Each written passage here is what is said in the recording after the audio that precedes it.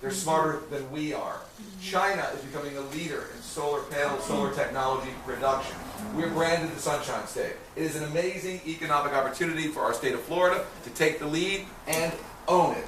That's number one. Big believer, we're going to do it. That's the most important thing. Number two, the point you brought up, which is most important, about folks graduating college and not being able to work. I think it's a couple things. I think first of all, I think if you don't have the right kind of companies here and the right kind of jobs, they're not going to even be able to work at all. They're going to leave the state. Okay? I think that the great opportunity we have is in apprenticeships programs. There are kids, there are folks that live in inner city in certain areas and out in the rural towns that are getting no attention right now in the rural counties that don't want to go to college, but they want to learn a trade. Okay?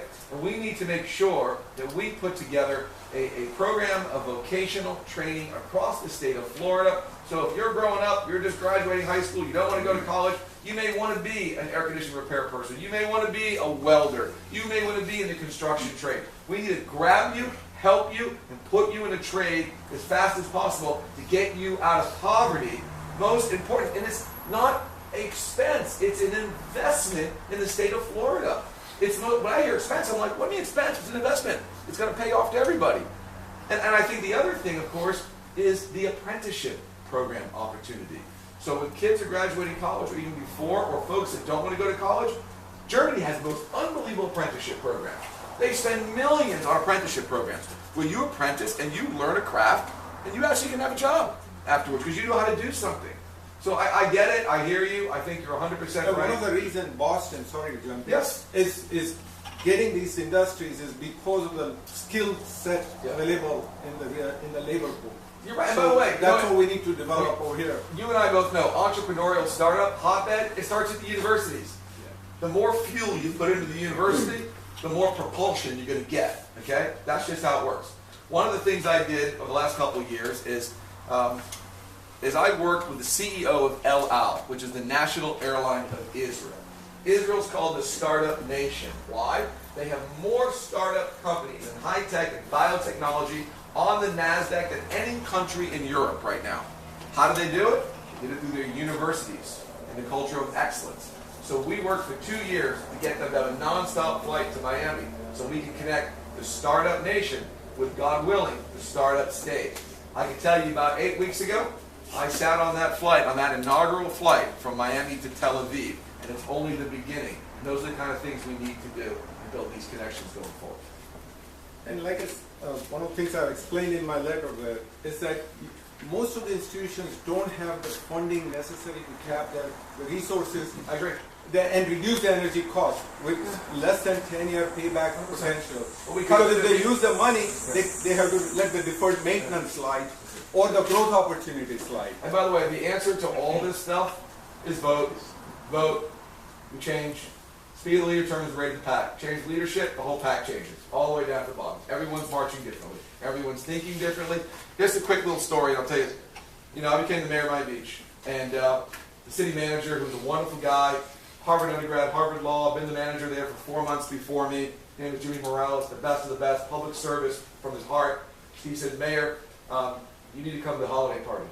We have 2,000 employees. I said, I'd love to. So I get to the holiday party, and about 4 or 5 years ago, and there's only like 125 people there out of 2,000 employees. I said, where is everybody, Jimmy? He said, the city charges $25 a person to come to their holiday party, so no one really comes. I said, Jimmy, who charges to come to their own holiday party? I said, if I did it, my companies, no one would be there but me. Okay?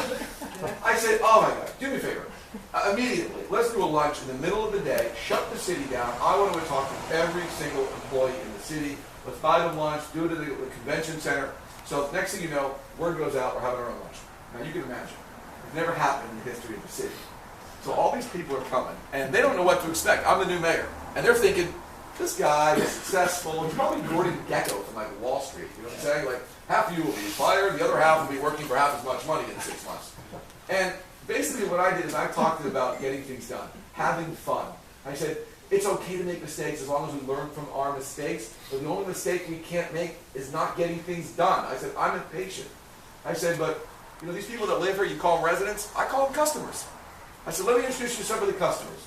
And I brought out a gentleman named Pat Riley. who was the president and one of those famous coaches in the NBA. And they were like, why is Pat Riley here? This is pretty amazing. You have sanitation workers, police officers, you have lifeguards. 4 months later, we do the same lunch. And I had done every job in the entire city. I power sprayed the streets, I was with the lifeguards, I was with the code enforcement. There's no job I didn't do. Now it was packed. You couldn't even get in there. And we talked about how fun it was and get everyone excited. And I brought out 2 more customers. I said, let me introduce you to Emilio and Gloria Estefan.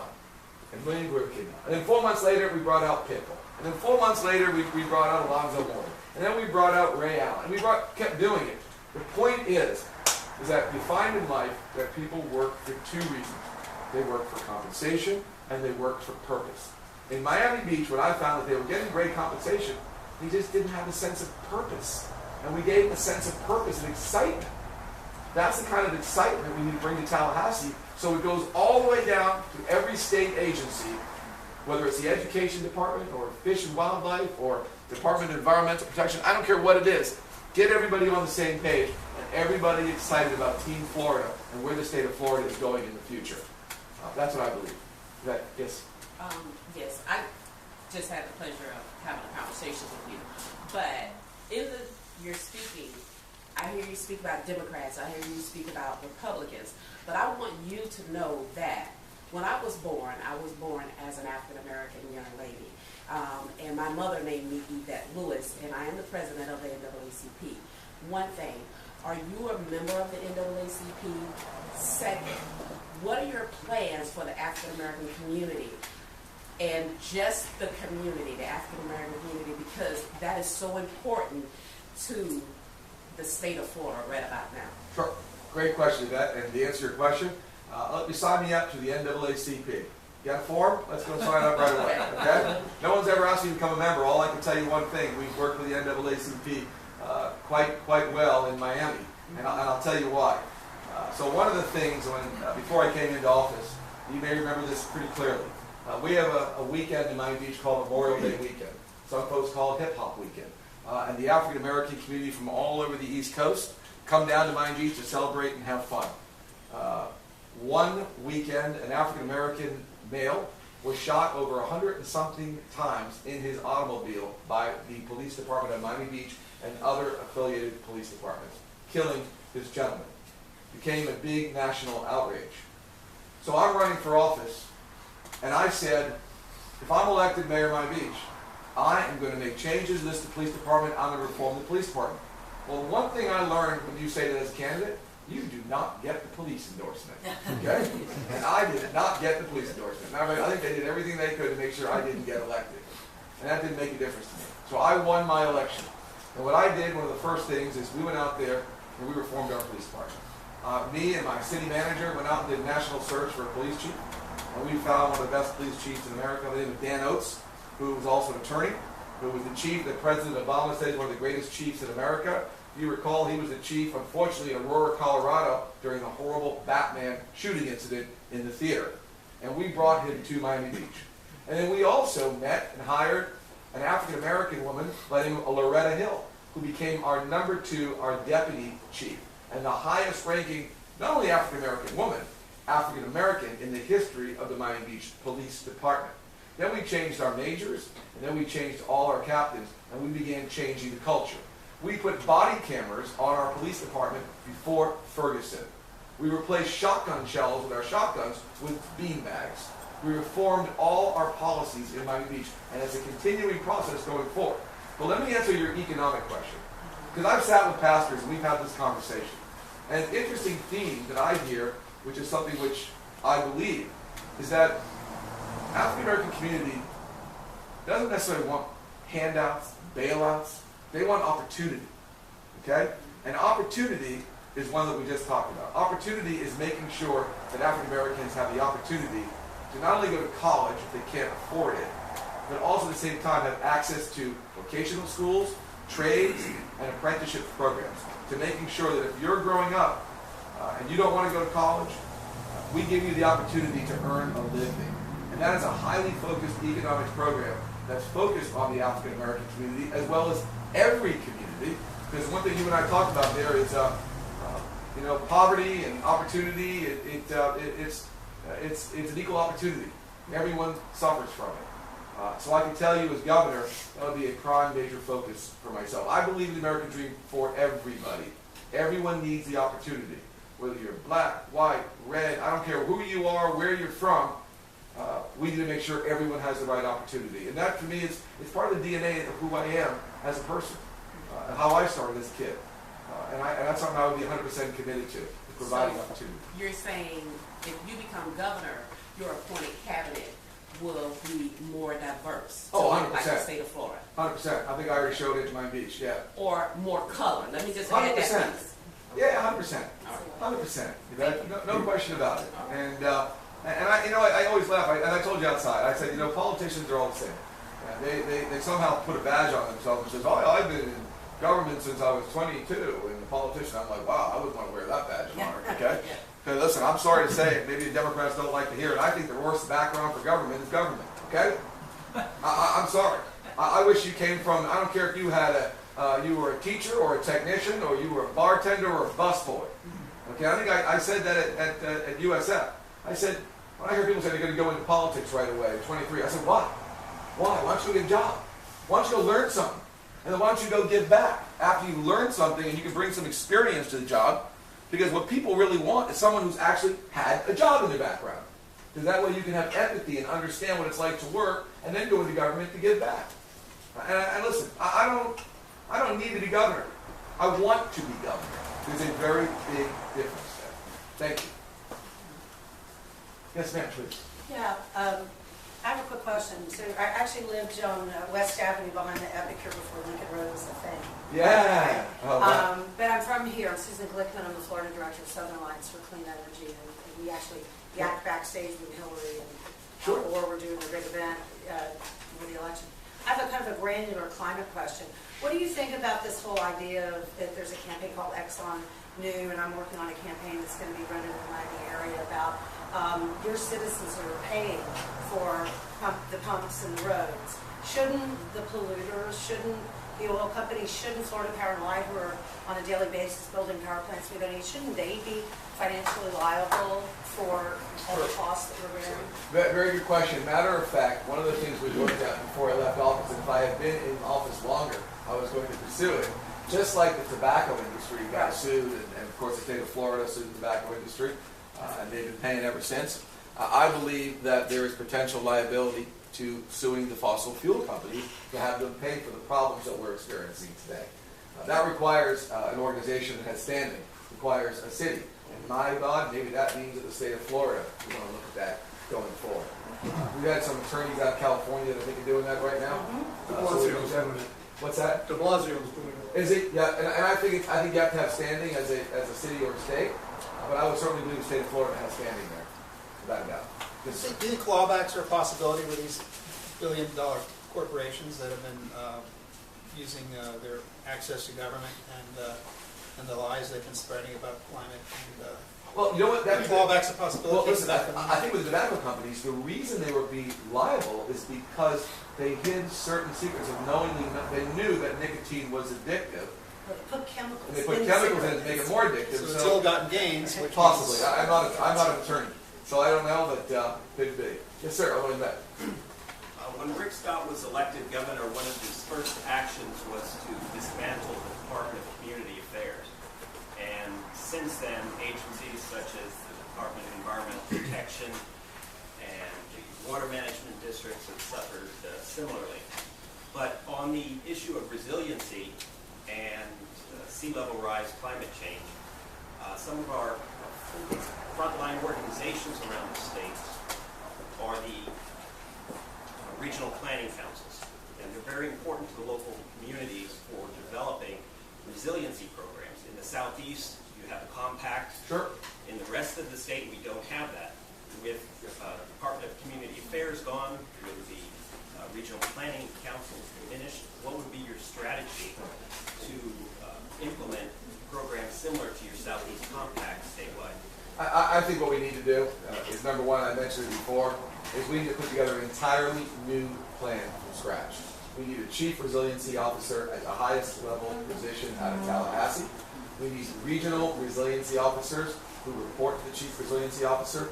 and we need to put together regional resiliency councils and organizations. We need to create an entirely new program, I believe, from scratch, because this is such a, it's a long-held problem, but folks have become understanding of it and realizing its impact to our state's future and its economy only until recently, because of what's going on. So I would really want to start literally and create something that no one's ever done before. As a follow-up to that, that's the tactical, the defensive approach.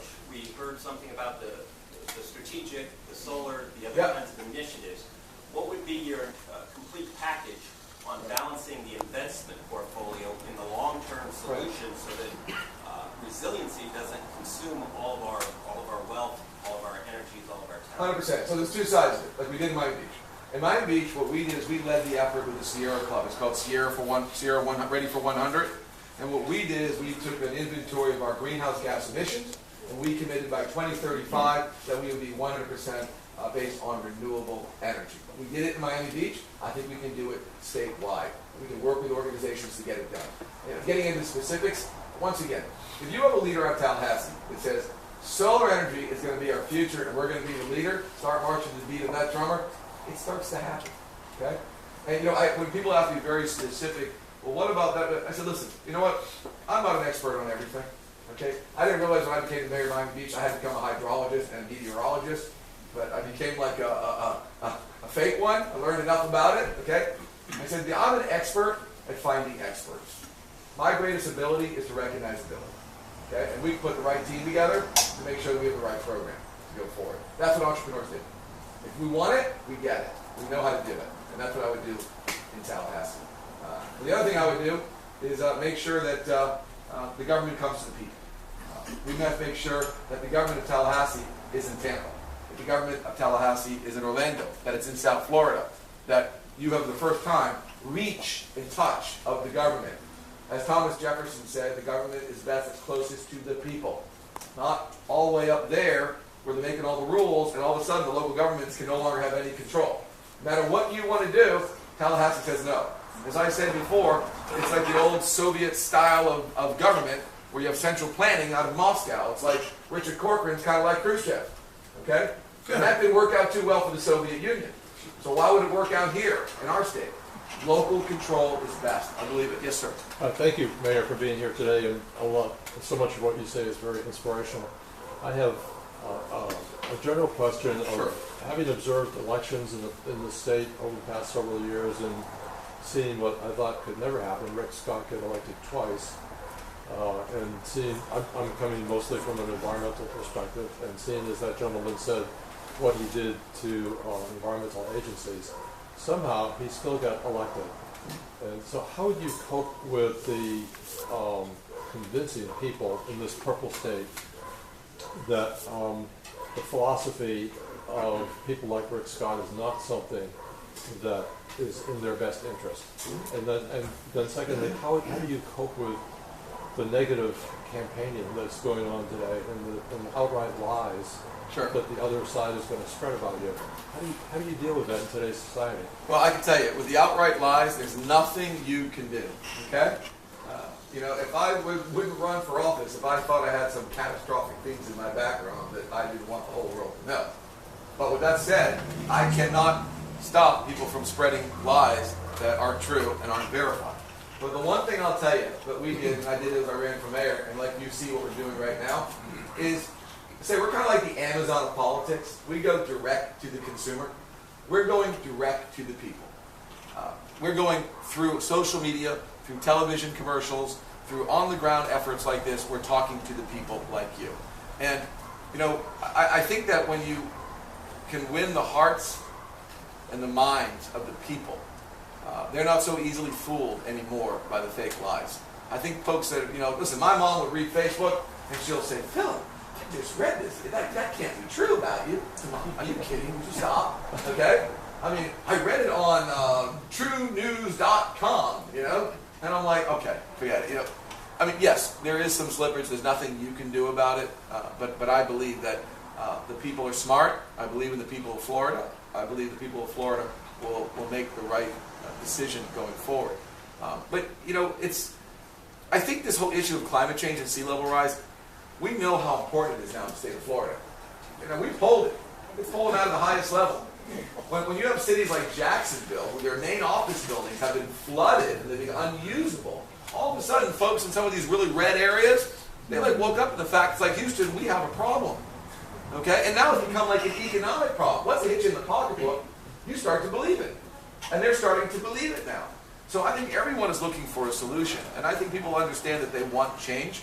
And I think the Trump effect, listen, it is what it is. You know, I think people are starting to realize that this is not where they want to be. You know, they want to move back to a more reasonable tone and bring people together. I don't want winners and losers in this election. I really don't. I want everyone to win. Okay, I want everyone to win. I want people to feel like we all had a win. There's no candidate that's going to have everything that you love. It doesn't exist. I've never voted for one that I love. Every single thing was perfect. Doesn't exist. Unless that's some avatar, okay? It doesn't exist, okay? But if we can get somewhere in the middle and move our state forward, we're all going to be better off. Yes, ma'am. Sorry. Well, first, I'd like you to applaud your mother for the commercial. Thank She you. did a great job. I'm Dr. Regenberg. I'd like you also to be part physician in your role. Sure. Okay. I work with an organization called Physicians for Social Responsibility, and I've practiced pediatric medicine. I'm a pediatrician. I've practiced for about 40 years in Tampa Bay. Okay. I have serious concerns about the public health of Floridians, but especially of those younger, under 30 and younger, children, pregnant women. I think between the toxic waste down at the Turkey Point nuclear power plant, the coal ash waste, the gypsum stacks, the threats of fracking, the pipelines, et cetera, goes on and on. Hillsborough County still getting an F in their ozone. Yeah. All of these things have a major, serious effect on public health, but especially on children, because children have a long shelf life, right? Yes. Most of us in here are probably over 40, 50. There's a few exceptions, maybe a couple in the back there. But it's the children that I'm concerned about. I really fear, and I study this a lot in my organization, that we are committing an entire generation of children to chronic health issues and health that's less than ours today. Yes. Or worsening health issues over the years, whether it's cancer, pulmonary, cardiovascular, neurologic conditions. We are seeing a lot of public health issues, but especially children and pregnant women. Those are the greatest threats. Yeah.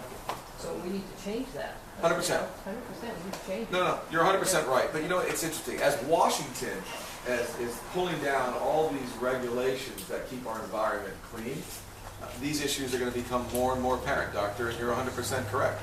And I think that if Washington fails to do its job, Florida needs to pick up the slack and do its job. That's the most important thing. That's all we can do as a state, is move forward and protect our people and protect our environment and making sure people aren't poisoning and destroying and polluting our environment. But you got to have the right leader do it. You got to feel it in your heart. If it's not in your heart, then it's not going to happen. Right. So I'm with you. It's in kids, my heart. right? Your kids. Yeah, we have a 3.5-month-old baby right now. And someday we'll have grandkids like many Yeah, here have, yeah. and that's the generation that we're harming. I agree. Thank you, Doctor. Yes, sir. We have time for one more question. One more question? Gary Dalton, I'm sorry I was late, but I had an emergency client, so I don't know if this question was asked before. Governor Scott is trying to appoint 3 Supreme Court justices on the very tender expert